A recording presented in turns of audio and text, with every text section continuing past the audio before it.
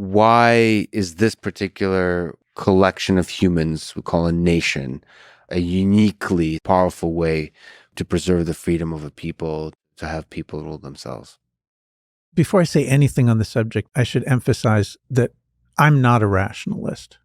I'm an empiricist, and I'm offering what I think is a valid observation of human history. I don't have some kind of deductive framework for proving that, that the nation is the best. And empirically, we know something about the way systems of national states work and about the way empires work and the way tribal societies work.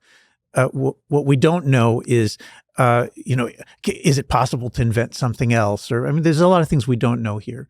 So with the caveat that I'm making an empirical observation, the basic argument is human beings form collectives naturally, loyalty groups, and for most of human history and prehistory, as far as we know, human beings lived in tribal societies. Tribal societies are societies in which there's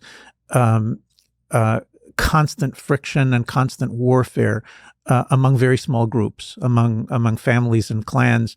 And we reach a turning point in human history with the invention of large-scale agriculture, which allows the creation of vast wealth. It allows the establishment of standing armies instead of militias.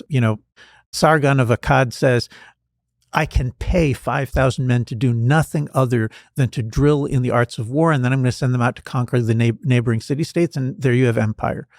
The Bible, which is the source of our image, our conception of a world of independent nations that are not constantly trying to conquer one another.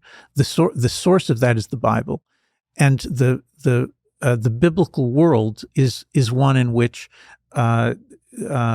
Israel and various other small nations are trying to fight for their independence against world empires, against empires Babylonian, Assyrian, Persian, Egyptian, which aspire to rule the world.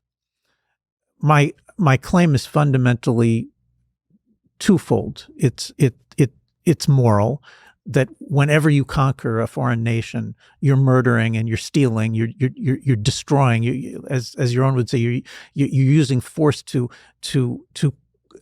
cause people to submit. So there is something in the prophets that rebels against this ongoing atrocity and carnage of trying to take over the whole world, and there's a prudential, practical argument, which is that the world is governed best when there are multiple nations, when they're free to experiment and chart their own courses. That means they have their own route to God, they have their own moralities, they have their own forms of economy and government.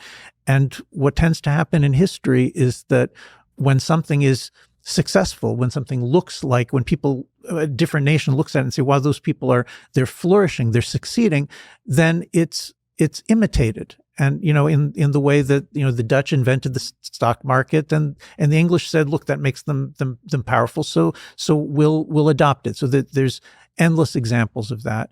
So that's the argument for it. The argument is since we don't know a priori, deductively, from self-evident principles, what is best, it's best to have a world in which people are trying different things. So, quick question, because the word nationalism sometimes is presented in a negative light in connection to the nationalism of Nazi Germany, for example. Right, yeah.